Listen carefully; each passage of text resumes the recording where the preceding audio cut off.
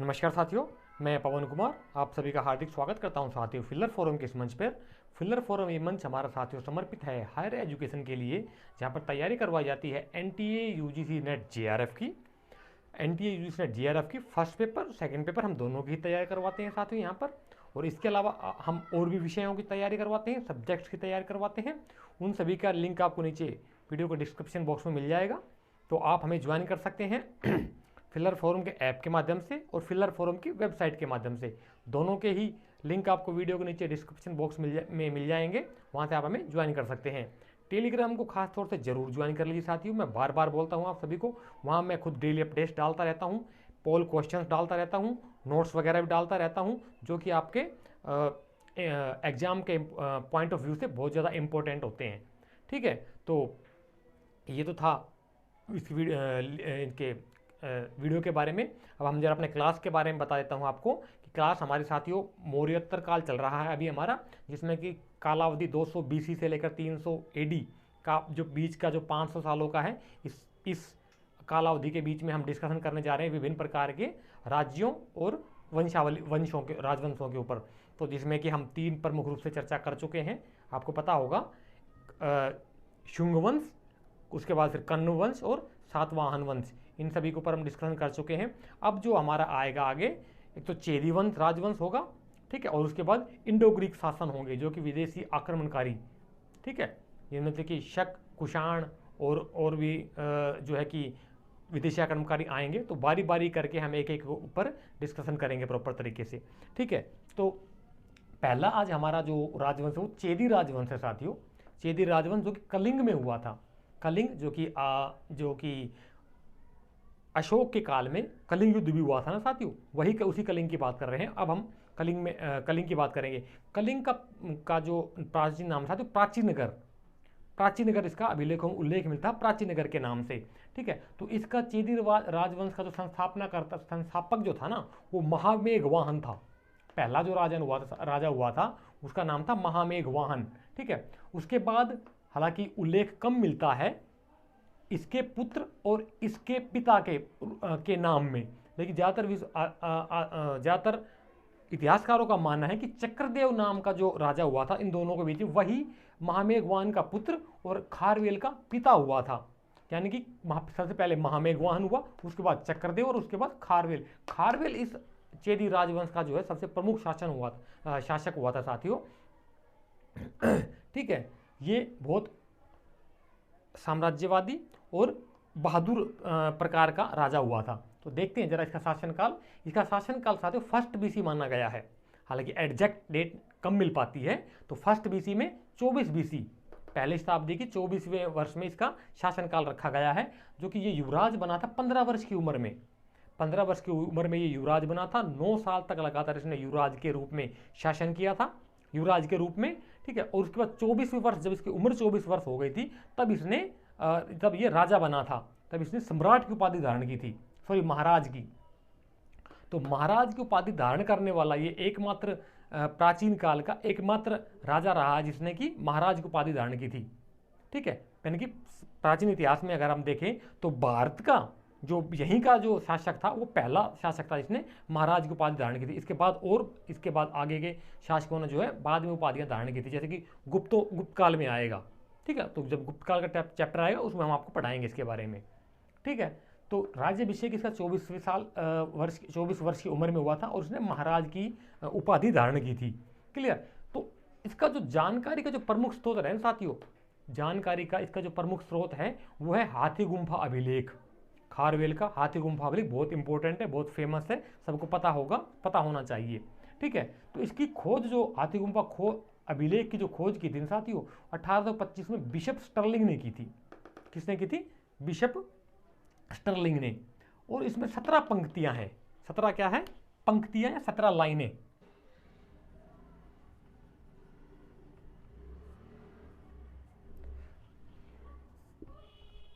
सत्रह पंक्तियां हैं, 17 लाइनें हैं, बहुत इंपॉर्टेंट है सारी। ये जो लेख लिखा गया है साथियों, इसकी भाषा प्राकृत और लिपि ब्राह्मी है। भाषा प्राकृत लिपि ब्राह्मी है इसकी। इसमें प्रमुख रूप से क्या क्या उल्लेख मिलता है हमें साथियों? ये वो अभिलेख है जिसमें प्राचीन काल की बहुत सारी ऐसी चीज़ें जिसका पहली बार अभिलेखीय प्रमाण है। अभिलेखों के रूप में बहुत सारी चीज़ों का पहली बार हमें अभिलेखों के माध्यम से जिसका कि प्रमाण मिलता है। तो कौन कौन सी चीज़ जिनका सबसे पहली बार अभिलेखीय प्रमाण मिलता है, तो वो क्या है सबसे पहले नहरों का प्रमाण मिलता है हमें। इसमें नहरों का सभी जानते होंगे कि जो सुदर्शन झील थी उसमें से इसने नहरें खुदवाई थी, नहरें बनवाई थी साथियों। ठीक है, सुदर्शन झील में से नहरें जो बनवाई थी इसमें उसका अभिलेखीय प्रमाण है एक। दूसरा, नंदों की वंशावली दी है इसमें। नंदों में से नंदों की वंशावली दी है, जिसमें से प्रमुख राजा है महापद्म नंद, उसका भी इसके नाम का उल्लेख आया है। और जैन मूर्ति पूजा, ये जो देखिए साथियों, ये जैन मूर्ति पूजा का उल्लेख इसलिए मिलता है क्योंकि ये जो अभिलेख शुरुआत, जिसके अभिलेख की शुरुआत जो होती है ना, तो जैन अरहंत और जैन सिद्धों के नाम से शुरुआत होती है इसकी उपासना से। अरहत और सिद्धों की उपासना से इस अभिलेख की शुरुआत होती है। उसके बाद फिर ये पूरी डिटेल देता है अपनी। ठीक है, तो जैन मूर्ति पूजा का पहला उल्लेख मिल गया। ठीक, और क्या मिला हमें? जैन का ग्राम दान का, यानी कि इसने जैनियों को ग्राम दान दिया था। ये खुद भी जैन संप्रदाय को मानने वाला था और इसने जैनियों को ही गांव जो है दान में दिए थे, उसका अभिलेख प्रमाण मिलता है। युद्ध में जहाज़ों का प्रयोग, बोले तो वारशिप, पानी के जहाज़ों का प्रयोग हुआ था साथ युद्ध में। जब ये दक्षिण भारत में पांड्य राज्यों वगैरह के ऊपर इसने जब हमला किया था, अंतिम जो हमला किया था इसने साथियों अपने 13वें राज्यकाल के 13वें वर्ष में पांड्य राज्य के ऊपर आक्रमण किया था, तो उसमें युद्धों वारशिप बोले तो पानी के जहाज़ों का इस्तेमाल करने का उल्लेख मिलता है। ठीक है, जनगणना का उल्लेख मिलता है साथियों इसमें जनगणना का उल्लेख मिलता है कि जनगणना जो है उस समय की जो जनसंख्या थी उड़ीसा की लगभग 35 लाख का आता है उल्लेख। कितना? 35 लाख जनसंख्या थी प्राचीन नगर या उड़ीसा, आज का उड़ीसा, उस समय का प्राचीन नगर या कलिंग बोल देते हैं उसको। ठीक है, 35 लाख मुद्रा खर्च करके साथियों इसने जब ये राजा बना था ना, तो पहले वर्ष में ही इसने 35 लाख मुद्रा खर्च करके जो प्राचीन नगर था उसको, जो कि तूफान के अंदर नष्ट हो गया था, तो बगैर कोई राज्य से कर लिए अपने निजी कोष से 35 लाख रुपए खर्च करके उस राज्य का दोबारा पुनर्निर्माण किया था, राजधानी का।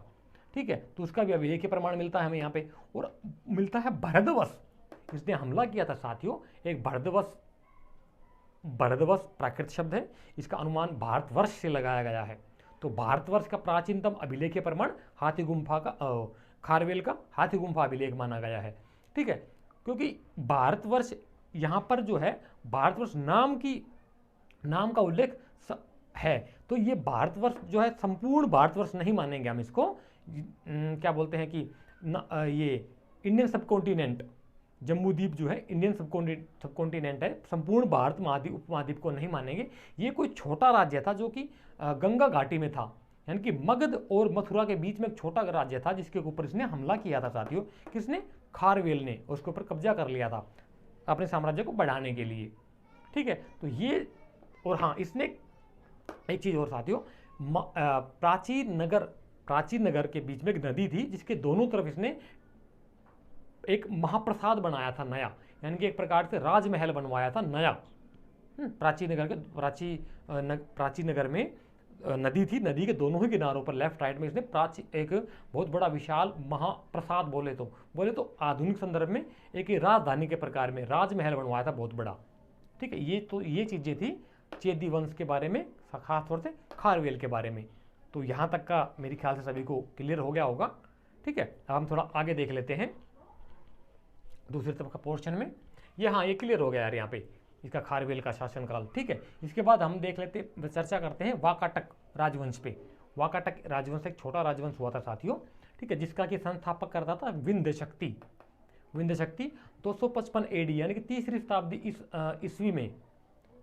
वो यहाँ पर ईस्वी पूर्व चल रहा था। ठीक है, ईस्वी पूर्व और ईसा के कुछ साल पहले। अभी हम आ गए हैं वाकाटक राजवंश में 255 एडी, यानी 3री शताब्दी ईस्वी में आ गए हैं अब हम। ठीक है, संस्थापना करता था विंध्य शक्ति और 255 एडी में इसका स्थापना हुई थी। किसकी? वाकाटक राजवंश की। इनका राज के चिन्ह जो था वो गंगा था साथियों, इनके राज के जो चिन्ह था वो गंगा है। इनकी वाकाटकों की मुद्राओं पर भी गंगा का चिन्ह मिलता है। ठीक है, प्रवरसेन इसका मेन स्थापनाकर्ता जो था साथियों वो प्रवरसेन था। कौन था? प्रवरसेन। ये बहुत बहादुर टाइप का और साम्राज्यवादी शासक रहा है वाकाटकों में से। ठीक है, जिसका कि पॉलिटिकल टाइम पीरियड 275 से 335 एडी, ठीक है, लगभग 60 वर्ष इसने शासन किया था। और इसकी उपाधि थी सम्राट की। सम्राट की उपाधि इसने कब धारण की थी साथियों? देखिए इसके बारे में खास चीज़ है कि इसने यज्ञ बहुत सारे करवाए थे साथियों।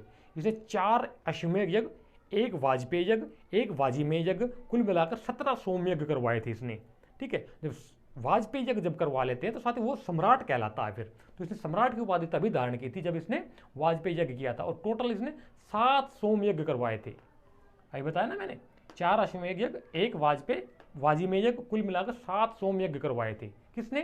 प्रवरसेन ने, ठीक है। इसके बाद रुद्रसेन आता है, रुद्रसेन फर्स्ट, जिसका कि पॉलिटिकल टाइम पीरियड 335 से 360, 335 से 360 एडी, चौथी शताब्दी में पहुंच गए अब हम यहाँ पे। उसके बाद पृथ्वीसेन फर्स्ट, 360 से 385 एडी। और ये जो खास है साथियों, ये इंपॉर्टेंट शासक है इसके बीच में प्रवरसेनों में, रुद्रसेन टू। रुद्रसेन टू जो है क्यों खास है बताऊंगा इसके बारे में भी। तो इसका कि time period, political time period 385 390 AD, यानी कि चौथी शताब्दी में खाली 5 वर्ष ही रहा था ये शासक, जो कि हस्बैंड ऑफ, जो कि पति था किसका? प्रभावती गुप्ता। कोई बताएगा कौन थी प्रभावती गुप्ता? जरा बताइए कमेंट बॉक्स में नीचे, देखते कितने लोग बता पाते प्रभावती गुप्ता कौन थी। बताता हूं। प्रभावती गुप्ता जो थी साथियों, प्रभावती गुप्ता गुप्त शासक जो चंद्रगुप्त विक्रमादित्य जो था उसकी पुत्री थी। कौन? Prabhavati Gupta. Prabhavati Gupta daughter of Chandragupta two, बेटी थी प्रभावती गुप्ता चंद्रगुप्त टू की। और पति था इसका रुद्रसेन टू, वाकाटक राजवंश का ये राजा था। ये नेट का हालांकि आया हुआ क्वेश्चन है साथियों कि प्रभावती गुप्ता की शादी जिससे हुई थी उसका वो किस राजवंश का राजा था? तो किस राजवंश का राजा था वो वाकाटक राजवंश का राजा था। उसका नाम क्या था? अभी बताया हमने आपको, रुद्रसेन टू। क्लियर यहां तक का? अब आगे देखते हैं। हाँ, प्रभावती गुप्ता के शादी के बाद में साथियों कुछ ही समय में 5 साल के बाद में इसकी मृत्यु हो गई थी। किसकी? रुद्रसेन टू की। तो रुद्रसेन टू की मृत्यु के बाद में इसके 2 पुत्र थे, दामोदर सेन और दिवाकर सेन और दामोदर सेन, 2 पुत्र थे जो कि अल्पवयस्क थे, बच्चे थे, छोटे थे। तो उसी वजह से इसकी जो माता थी प्रभावती गुप्ता, उसने 19 साल तक उनकी संरक्षिका के रूप में शासन किया और सिक्के जारी करवाए उसने, जो जिसमें कि इसके पिता को, यानी किसके पिता को? इसके पिता को नहीं, सॉरी, इस प्रभावती गुप्ता ने अपने पिता को कहा है कि करोड़ों गाय दान करने वाला। हालांकि अतिशोक्तिपूर्ण उक्ति है, अतिशोक्तिपूर्ण वाक्य है कि वे करोड़ों गायों को दान करता, करोड़ों स्वर्ण मुद्राएं दान करता। जैसे एक प्रकार की बढ़ा चढ़ाकर लिखी गई लेखनी में से आ जाता है ये कि, तो इसने सिक्के जारी करवाए थे, उस पर लेखनी लिखवाई कि करोड़ों गायों का दान करता। कौन?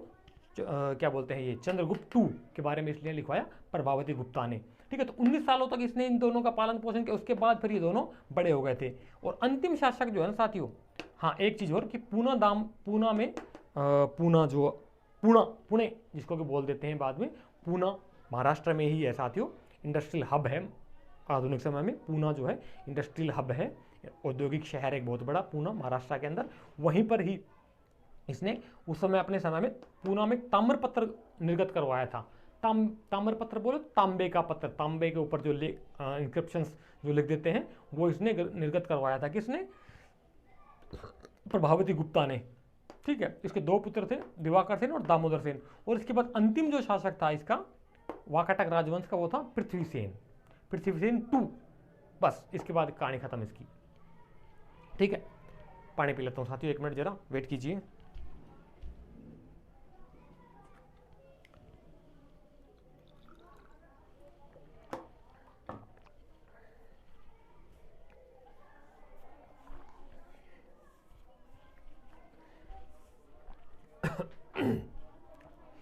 अच्छा हाँ, तो ये हमारा वाकाटक राजवंश हो चुका है यहाँ तक।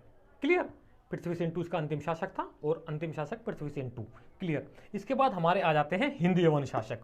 हिंदी यवन शासक बोले तो इंडो ग्रीक, इंडो बैक्टीरिया बाद में आएगा, इंडो ग्रीक को हम पहले लेते हैं एक बार जरा, ठीक है। इंडो ग्रीक में क्या हुआ था साथियों, सबको पता होगा, चंद्रगुप्त मौर्य। थोड़ा सा बैकग्राउंड ले लेते हैं। चंद्रगुप्त मौर्य जो कि मौर्य शासक का पहला राजवंश था। मौर्य राजवंश का पहला शासक था चंद्रगुप्त मौर्य। उसके समय में जो सेल्यूकस निकेटर था उसका पुत्र जो आया था, दूसरा जो राजा हुआ था, उसके समय से ये सिस्टम चलना शुरू हो जाता है। किसका? इंडो ग्रीक शासकों का। ठीक है, तो इंडो ग्रीक शासकों में से जो प्रथम मेन जो शासक हैं वो था यूथिमेडस। कौन था? इसलिए यूथिमेडस जो कि फादर था डेमेट्रियस का। तो डेमेट्रियस को माना गया है कि ये प्रमुख शासक था। उसके साथ साथ इसका बाप जो था यूथिमेडस और डेमेट्रियस, ये दो प्रमुख शासक हुए हैं साथियों इंडो ग्रीक के। तो ये जो था हिंदू कुश पर्वत को पार करके आने वाला पहला शासक था साथियों यूनानी, जो था डेमेट्रियस। कौन था? डेमेट्रियस। इसने हमला किया था और हमला करके जीत लिया था पश्चिम उत्तर भारत में। हिंदू कुश जो पर्वत है साथियों, उसके बारे में बता देता हूँ। हिंदू कुश जो पर्वत श्रेणी है, पर्वत श्रृंखला जो है, वो आधुनिक अफगानिस्तान के अंदर और वो भारत की पश्चिमोत्तर क्षेत्र की बाउंड्री मानी गई है। कनिंघम ने भी उसी को बाउंड्री माना है। लेकिन हालांकि प्राचीन काल में भारत, जो वृहद भारत की अगर हम संकल्पना देखते हैं तो ईरान तट तक जाती है। उसकी बाउंड्री जो है, आधुनिक का जो आज का जो ईरान है उसके बॉर्डर तक जाती है वृहद भारत की सीमा, पश्चिमी उत्तर भारत में। क्लियर? तो वहां तक की जो भारत की सीमा थी, तो ये जो यूथिमेडस और डेमेट्रियस था साथियों, ये बड़े राजा थे। इन्होंने आगे आकर के हमला किया था। खास तौर से डेमेट्रियस आया था यहाँ पर हिंदू कुश पर्वत को पार करके, जिसने कि सिंध, पंजाब और शाकल को जीत लिया था। किसको? सिंध, जो कि पाकिस्तान में है आज का आधुनिक पाकिस्तान में। सिंधु, हालांकि ये एक आज़ाद मुल्क था, आज़ाद देश था सिंधु देश। ठीक है, जो कि उत्तर आधुनिक भारत में अगर देखा जाए साथियों, तो महाराजा रणजीत सिंह जो पंजाब के शासक हुए थे, उनकी राजधानी लाहौर में थी। ठीक है, तो सिंध के ऊपर उनका कब्जा था। किनका? महाराणा रणजीत सिंह का। लेकिन ये आज़ादी के बाद सिंधु देश अलग था और उसके पाकिस्तान वालों ने उसके ऊपर हमला करके कब्जा कर लिया। इसी प्रकार से ही बलूचिस्तान भी एक आज़ाद मुल्क था, बलोच लोग रहते थे, पाकिस्तान ने कब्जा करके उसको अपने टेरिटरी मिला लिया। ठीक है, तो ये उसके बारे में। तो सिंध उस समय का सिंध काफ़ी बड़ा था। पंजाब, आज का पंजाब बोले तो हमारा हिंदुस्तान का पंजाब और पाकिस्तान का सम्मिलित रूप से जो ज्योग्राफिकल एरिया पूरा पंजाब आएगा वो। और शाकल बोले तो सियालकोट, आधुनिक सियालकोट, जो कि ये भी पाकिस्तान में है। इंपॉर्टेंट फैक्ट देखिए साथियों, हमारा सबूत पाकिस्तान के पास है। हम कहते हैं ना कि हिंदुस्तान नहीं है, ऐसा नहीं है। हमारा बहुत कुछ जो हमारी प्राचीन धरोहरें हैं ना, वो सारी पाकिस्तान के अंदर, कुछ अफगानिस्तान में है। कैसे? सबसे पहला तक्षशिला हमारा चला गया पाकिस्तान में है ना, हिंदुस्तान में तो नहीं है तक्षशिला, वर्ल्ड की सबसे पुरानी एंशिएंट यूनिवर्सिटी। एक हमारा हड़प्पा मोहनजोदड़ो, जहाँ से इंडस वैली सिविलाइजेशन निकल करके आई, वो भी पाकिस्तान के अंदर है। नहीं, ईमानदारी से सिंधु नदी कहाँ बहती है? हिंदुस्तान में थोड़े नहीं बहती है साथियों। जहाँ पे इंडस वैली सिविलाइजेशन जहाँ पे डेवलप हुई, वो भी पाकिस्तान में है। एक, ठीक है। दूसरा पंजाब कोई बताएगा मुझे कि कोई पंजाब का नाम पंजाब क्यों पड़ा? आज का क्वेश्चन आप कह रहे कि पंजाब की क्या हिस्ट्री, थोड़ा सा देखिए इसके बारे में। पंजाब का नाम पंजाब ही क्यों है? बताइए जरा कमेंट बॉक्स में कमेंट करके, देखते कितने लोग बता पाते हैं। फिर नेक्स्ट वीडियो में मैं इसका आंसर दूंगा आपको। तो यहाँ पर इन चीज़ों को भी इसने अधिकार कर लिया था, हिंदू कुछ पर्वतों को पार करके। ठीक है, इसके बाद जो और शासक हुए साथियों, वो थे अपोलोडोटस, पेंटालियन और अगोथोकलिज एक इंपॉर्टेंट शासक था साथियों। अब अगोथोकलिज जो इंपॉर्टेंट शासक था इसका, क्योंकि इसके शासनकाल में झेलम से लेकर मथुरा तक इनका शासन का ज्योग्राफिकल एरिया इन्होंने कब्जा लिया था। मथुरा बहुत आगे तक आ जाता है साथियों मथुरा, क्योंकि मथुरा जो है आधुनिक उत्तर प्रदेश में है। ठीक है, वहाँ झेलम बोले तो झेलम नदी है पश्चिम उत्तर भारत की। ठीक है, जैसे कि है रावी, व्यास, चिनाब, सतलुज, झेलम, ये नदियाँ हैं। उन्हीं में से एक झेलम नदी, झेलम से लेकर के मथुरा तक का जो हिस्सा था, क्षेत्र था, ये अगोथोकलिज ने कब्जा लिया था। अगोथोकलिज के टाइम पे यहाँ तक का उनका इंडो ग्रीक का शासन हो गया था। ठीक है, तो ये था आज के इस पोर्शन के बारे में। ठीक है, अभी हम और लेंगे। ठीक है, इसके बारे में अगर कोई आपका अभी तक का कोई कमेंट हो, कोई चीज़ समझ में ना आई हो, तो कमेंट के माध्यम से आप हमसे पूछ सकते हैं। फिर हम इसके थोड़ा सा और आगे देखते हैं। क्लियर?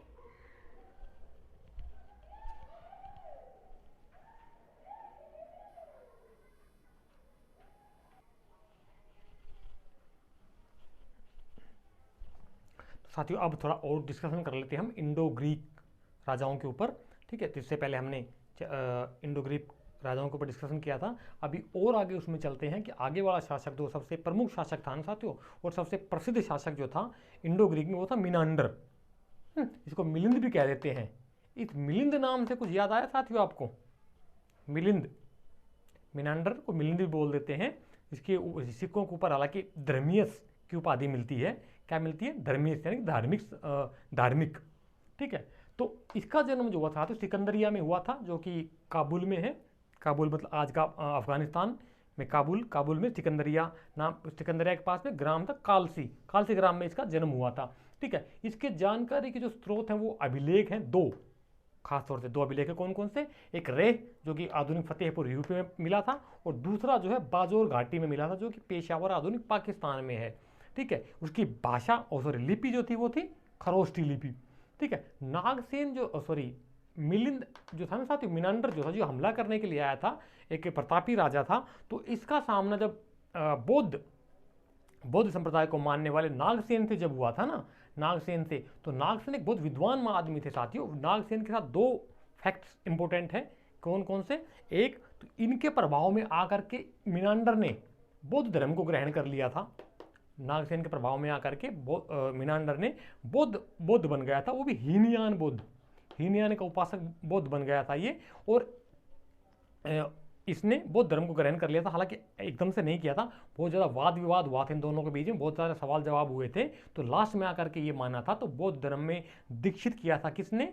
नागसेन ने मिनांडर को। इसीलिए इन दोनों के बीच जो वाद विवाद हुआ था, जो प्रश्नोत्तर हुए थे, जो डिस्कशन हुआ था, वो लिखा गया है मिलिंदपन्हो। क्या लिखा गया उसका नाम? मिलिंदपन्हो नाम का ग्रंथ है साथियों, मिलिंदपन्हो नाम का एक बुक है। तो वो नागसेन के द्वारा लिखी गई है, जिसमें कि मिलिंद मिनांडर के प्रश्न और नागसेन के उत्तर, तो डिस्कशन टाइप में है, वार्तालाप की शैली में है वो, ठीक है। एक दूसरा क्या कि नागसेन के साथ क्या जुड़ा हुआ है साथियों, ये रस चिकित्सा के विद्वान थे। रस चिकित्सा बोले तो केमिकल मेडिसाइन, जो आयुर्वेद के अंदर आता है, उसकी ये फूल पेड़ पौधों की पत्तियों वगैरह का जो रस निकाला जाता है, जूस जो निकाल करके जो रोगियों को पिला कर जो दवाई बना करके जो ठीक किया जाता है ना, वो वाली जो फील्ड है, वो वाली जो केमिकल मेडिसाइंस जो है, वो जुड़ी हुई है नागसेन से। तो इंपॉर्टेंट फैक्ट दोनों मैंने आपको बता दिया, इन फ्यूचर में याद रखना आपने। क्लियर? हीनयानी बौद्ध संप्रदाय का था। तो इसकी मृत्यु जो हुई थी ना, हाँ इससे पहले एक बात और बता देता हूँ। स्ट्रैबो इसके बारे में कहता है साथियों कि ये बहुत महान राजा था, और इसने सिकंदर से भी ज़्यादा प्रदेशों को जीता था, स्ट्रैबो कहता है इसके बारे में, ठीक है। तो इसके लास्ट में आकर के मृत्यु जो होती है वो गंगा घाटी में एक युद्ध करते हुए गंगा घाटी में युद्ध करते हुए होती है, शिविर में इसकी मृत्यु होती है। किसकी? मिनांडर की, ठीक है। इसके बाद इसका पुत्र है स्ट्रेटो, और पत्नी होती है एग्थाक्लीज। पत्नी का नाम था एग्थाक्लीज, पुत्र बना था राजा इसके बाद स्ट्रेटो के हमें हालांकि हमें सिक्के मिलते हैं तक्षशिला के अंदर, ठीक है। तो इसके बाद ये छोटा सा ही, इसके बाद हमारा आ जाता है यूक्रेटाइडिस वंश, जिसका कि मेन जो क्षेत्र था वो था बैक्ट्रिया, बल्ख जिसको बोल देते हैं, ठीक है। और राजधानी थी तक्षशिला। राजधानी कौन सी थी इसकी? तक्षशिला से सर्वाधिक स्वर्ण सिक्कों की मुद्राओं की प्राप्ति होती है साथ ही यूक्रेटाइडिस वंश की, ठीक है। यूक्रेटाइड एक राजा था, उसी के नाम पर यूक्रेटाइडिस राजवंश हुआ है, ठीक है, जिसकी राजधानी क्षेत्र था बैक्ट्रिया, राजधानी थी तक्षशिला, जो कि आधुनिक पाकिस्तान में है, ठीक है। इसके सर्वाधिक सिक्कों की प्राप्ति कहाँ पर हुई? हमें तक्षशिला से। हत्या इसी के ही बेटे ने कर दी थी, यूक्रेटाइडिस II ने। किसकी? यूक्रेटाइडिस फर्स्ट की बेटे ने बाप को मार दिया। इसके बाद हुआ एंटियालकिड्स, इसको एंटियालसीड्स भी मिलेगा आपको कहीं पर, एंटियालक्रिड्स भी मिल सकता है। एंटियालकिड्स, एंटियालसीड्स, एंटियालक्रिड्स एक ही शासक हुआ है, कंफ्यूज मत होइए, ठीक है। ये सबसे प्रतापी राजा था, ये सबसे प्रतापी राजा था किसका? यूक्रेटाइडिस वंश का, ठीक है। तो और इसके बाद जो अंतिम जो शासक हुआ था तो इंडो ग्रीक में, वो था हर्मियस। इसका सॉरी यूक्रेटाइडिस वंश का जो अंतिम शासक था उसका क्या नाम था? हर्मियस, ठीक है। ये खत्म होगा। इसके बाद आता है हमारा हिंदू यूनानी में, और आगे हिंदू यूनानी शासकों साथियों लगभग 200 वर्षों तक राज किया था, और इन 200 सालों के बीच में 39 सम्राट और 2 सम्राज्ञी हुई थी। हैं। 39 राजा और 2 रानियां हुई थी जिन्होंने किसी शासन किया था। इनका टोटल टाइम पीरियड जो है 200 वर्षों का रहा है। ठीक है, इनकी जो देखिए साथियों, एक चीज़ और बताता हूँ आपको, जब दो सभ्यताओं का मिलन होता है ना, जो दूसरे राजा आते हैं, दूसरे एक राजा आता है दूसरे साम्राज्य के लिए, या एक राजा दूसरे साम्राज्य को जीतने के लिए जब जाता है, तो बहुत सारी चीज़ों का आदान प्रदान होता है। वो भाषा हो सकती है, रहन सहन, खान पान, बहुत सारी चीज़ों का आदान प्रदान होता है। वो वहाँ अपने साथ जो लेकर गए वो वहाँ देते हैं, और वहाँ से कुछ चीज़ें अपने पास अपने लिए ग्रहण करते हैं। ठीक है, तो क्या क्या दे के गए वो, उनके लिए खासियत क्या है? सांचा ढाल वाली मुद्रा, सांचों में सांचों से ढलाई की जाने वाली मुद्राएं, ठप्पा मुद्रा या डाई मुद्रा बोले तो, ठप्पों से जो करेंसी बनाई जाती थी वो इन्हीं की देन है, यूनानियों की। ठीक है, और स्वर्ण सिक्के, सीधी सी बात, स्वर्ण के सिक्के सबसे पहले ही हिंद यूनानियों ने ही जारी किए थे। तो जरा ये हालांकि नेट का आया हुआ क्वेश्चन साथियों, सबसे पहले भारत में सबसे पहले स्वर्ण सिक्के किसने जारी किए, जरा बताइए आप। वीडियो के नीचे डिस्क्रिप्शन बॉक्स में कमेंट कीजिए, देखते कितने लोग बता पाते हैं। हिंद यूनानियों ने जारी किए थे, हिंद यूनानियों ने जारी किए थे। सबसे पहले स्वर्ण सिक्का किसने जारी किया, जरा बताइए, देखते हैं कौन कितने लोग बता पाते हैं। ठीक है, और इसके लेख युक्त सिक्के थे, सिक्कों के ऊपर लिखावट थी बाकायदा, राजाओं के नाम वगैरह लिखे होते थे, और आकृति, राजाओं की आकृति छपी होती थी, सिर, जैसे कि मिनांडर का सिर और छपे हुए सिक्के मिलते हैं उसके। उसके बाद जो शासक हुआ जीवदमन, रुद्रदमन हैं, इनके भी सिर और वृद्धावस्था के सिक्के मिले हैं हमें। द्विभाषी, दो भाषी सिक्के मिले डेमेट्रियस II के, यानी कि खरोष्टी और यूनानी दोनों ही भाषा में लिखे हुए सिक्के मिले हैं। चौक और मुद्रा मिली है हमें एंटीमेकस की। एंटीमेकस चौक और मुद्रा बोले तो स्क्वेयर, चौक और मुद्रा स्क्वेयर करेंसी,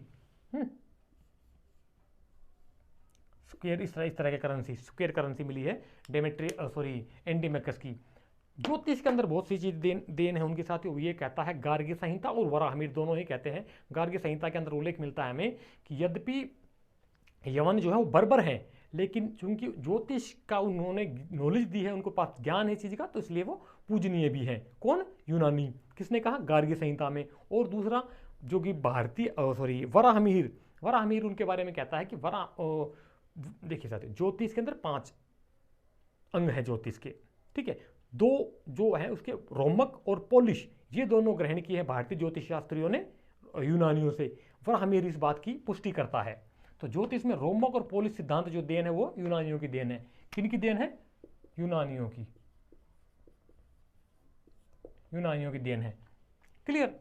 अब इसके बाद हमारा आ जाता है शक और सीथियन भी बोल देते हैं जिनको। तो इसका शकों ने सबसे पहले जो हमला किया था ना साथियों, वो 71 BC में किया था। कब किया था? पहली शताब्दी ईसा पूर्व 71 BC में। ठीक है, वे 5 शाखाएं थी इनकी, लेकिन 2 शाखाएं मेन थी। कौन कौन सी थी? उत्तरी क्षत्रप और पश्चिमी क्षत्रप। उत्तरी क्षत्रप जो थे वो तक्षशिला में थे, तक्षशिला और मथुरा उनका एरिया था। और पश्चिमी क्षत्रप जो थे वो थे नासिक और उज्जैन में। तक्षशिला और मथुरा ये पाकिस्तान में है, और मथुरा अपने उत्तर प्रदेश में पड़ जाता है। ये यहाँ तक इनका क्षेत्र था। और पश्चिमी क्षेत्र जो थे इनका था महाराष्ट्र, मेन महाराष्ट्र, यानी कि आज का नासिक और उज्जैन में जो कि महाकालेश्वर का मंदिर है वही, यहाँ पर इनका क्षेत्र था। मुद्रा लिपि, इनकी जो करेंसी है ना साथियों, मुद्रा जो है उसके ऊपर 3 भाषाएं मिलती है हमें। कौन कौन सी मिलती है हमें? 3 भाषाएं, यूनानी, खरोष्टी और ब्राह्मी लिपि, तीनों मिलती है। ठीक है, और साथ में मिलता है इन्हीं के ऊपर सम्मत बोले तो डेट डली हुई होती है। इनकी मुद्राओं पे डेट डली हुई है। किनकी मुद्राओं पे? शकों की मुद्राओं पे। खास इंपॉर्टेंट फैक्ट बता रहा हूं आपको। ठीक है, पानी पीता हूं यार थोड़ा सा बहुत हो गया।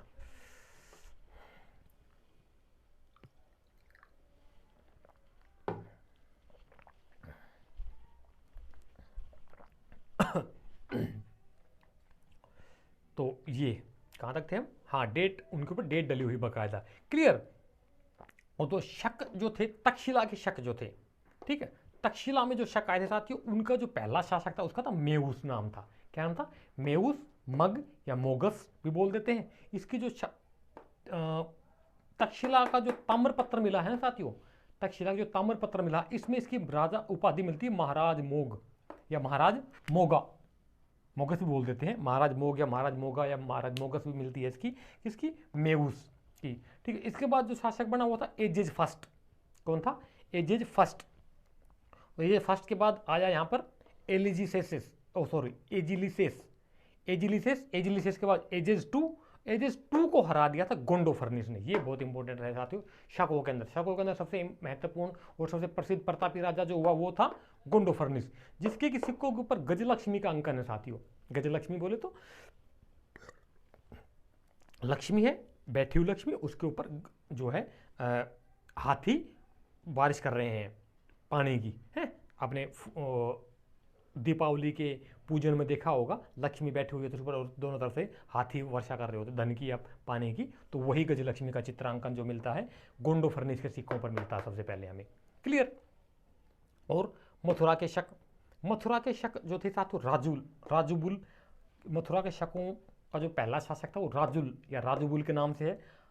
देखिए राजुबुल या राजबुल एक ही चीज है। क्लियर, ठीक है। और इसका जो था मथुरा का सिंह शीर्ष जो अभिलेख है ना साथियों, इसमें से मां क्षत्रप कहा गया है। क्या कहा गया है?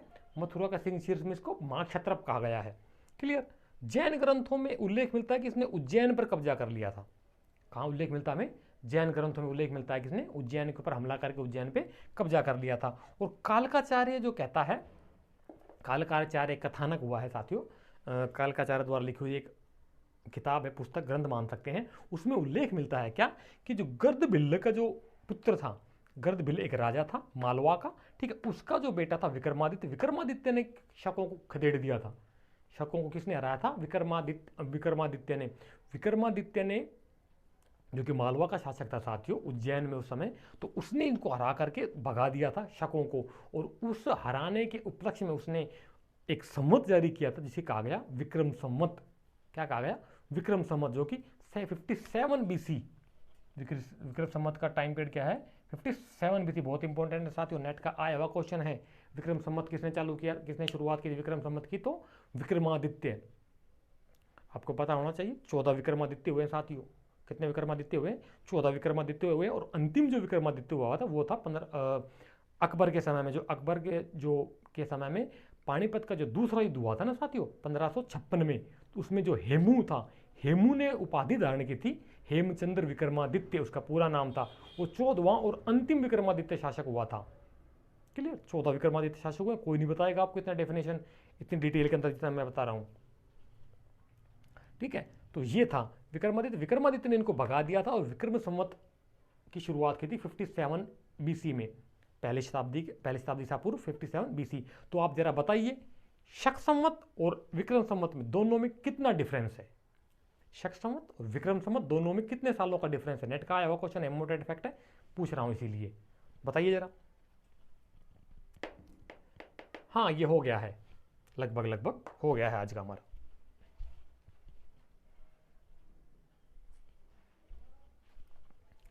ठीक है, तो ये आज का हमारा टॉपिक था साथियों। इसके बाद हम आगे और शासकों पर चर्चा करेंगे। इसके बाद आएंगे हमारे कुषाण शासक जो कि मेन है। सिक्के जिन्होंने चलाए थे वो विमगढ़फिस तक, विमगढ़फिसिस, फिर कनिष्क, उसके बाद सुजेष्ट, ज्येष्ठ वगैरह ये शासक हुए हैं कुषाणों की वंशावलियों में। ठीक है, तो आप देख लीजिए इनको। हम नेक्स्ट वीडियो में फिर अच्छे से चर्चा करेंगे इस टॉपिक के ऊपर। इस टॉपिक को हम और आगे बढ़ाएंगे। ठीक है, क्लास आपको कैसी लगी साथियों? मेरे बोलने में, प्रोनाउंसिएशन में अगर कोई समस्या आप समझ नहीं पा रहे हो तो कमेंट के बारे में आप पूछ सकते हैं। क्लास स्लो है या तेज है, स्पीड कैसी है, उसके बारे में आप हमें बता सकते हैं, अपनी राय से अवगत करा सकते हैं। कोई दिक्कत नहीं किसी प्रकार की, जैसा आप कहोगे उसी हिसाब से हम चलेंगे। लेकिन शायद थोड़ा सा आपको भी सपोर्ट करना पड़ेगा, आपको भी स्पीड बढ़ानी पड़ेगी, क्योंकि सिलेबस हमारा बहुत ब्रॉड है। सिलेबस बहुत ब्रॉड है, समय हमारे पास एक सीमित है। भरोसा नहीं है कि जून में ही एग्जाम होंगे या इससे पहले या बाद में हो सकते हैं, कुछ नहीं कह सकते हम। इसलिए तैयारी अपनी हमने खींच के लेनी है, दबा करके तैयारी करनी है, ताकि हम एग्जाम से पहले अपना सिलेबस पूरा कर चुके और उसके साथ में रिवीजन के साथ साथ हम अपना फिर करेंगे एमसीक्यू और पीवाईक्यू। कोई दिक्कत नहीं है, आपका भाई आपके साथ है। ठीक है साथियों, तो वीडियो आपको कैसी लगी इसके बारे में ज़रा बताइए। आप हमें नीचे कमेंट बॉक्स में कमेंट करके बताइए। अच्छी लगी तो चैनल को लाइक कीजिए, वीडियो को शेयर कीजिए, लाइक कीजिए और चैनल को सब्सक्राइब कीजिए। बेल बटन को, आइकन को प्रेस कर लीजिए ताकि उसका नोटिफिकेशन टाइम आपको मिल सके। ठीक है, तो तब तक के साथियों लगे रहिए अपने पढ़ाई के अंदर। फिर मिलेंगे आपको, तब तक के लिए जय हिंद और जय भारत।